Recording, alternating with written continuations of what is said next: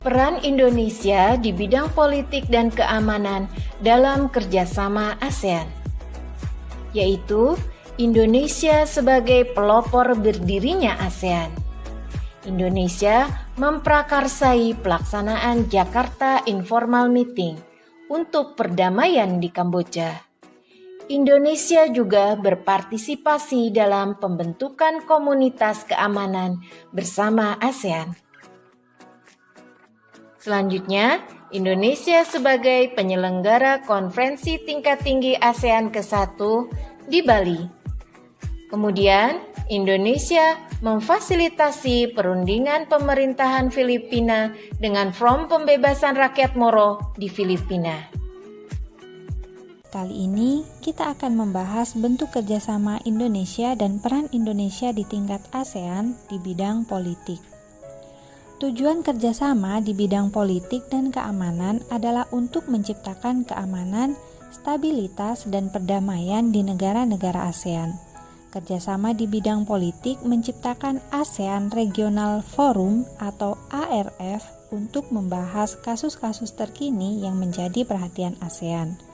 Beberapa contoh nyata kerjasama politik dan keamanan ASEAN antara lain Traktat atau Perjanjian Internasional Bantuan Hukum Timbal Balik di bidang pidana.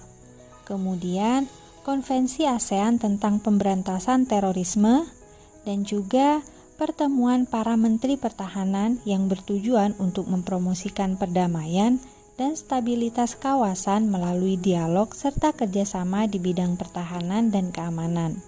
Selain itu, bentuk kerjasama yang lain di bidang politik adalah kerjasama pemberantasan kejahatan lintas negara yang mencangkup pemberantasan terorisme, perdagangan obat-obatan terlarang, pencucian uang, penyelundupan, dan perdagangan senjata ringan dan perdagangan manusia. Selain itu, pemberantasan bajak laut, kejahatan internet, dan kejahatan ekonomi internasional. Adapun peran yang dilakukan Indonesia dalam ASEAN di bidang politik, antara lain, Indonesia berperan dalam meningkatkan demokrasi sebagai panduan kehidupan bernegara di lingkungan ASEAN. Kemudian, Indonesia berperan untuk melaksanakan secara bertahap kawasan perdagangan bebas di ASEAN atau AFTA. Bekerja sama menanggulangi narkotika dan obat-obatan terlarang. Selain itu, Indonesia juga berperan untuk mengadakan perjanjian ekstradisi, yaitu penyerahan pelarian penjahat yang tertangkap di negara anggota ASEAN.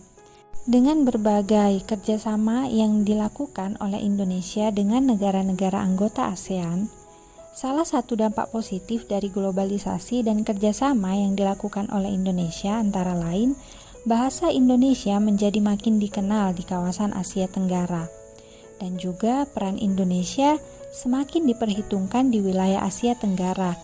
Baiklah anak-anak, itu saja pembahasan Ibu tentang bentuk kerjasama dan peran Indonesia di ASEAN dalam bidang politik dan keamanan. Sampai jumpa di pembelajaran selanjutnya. Wassalamualaikum warahmatullahi wabarakatuh.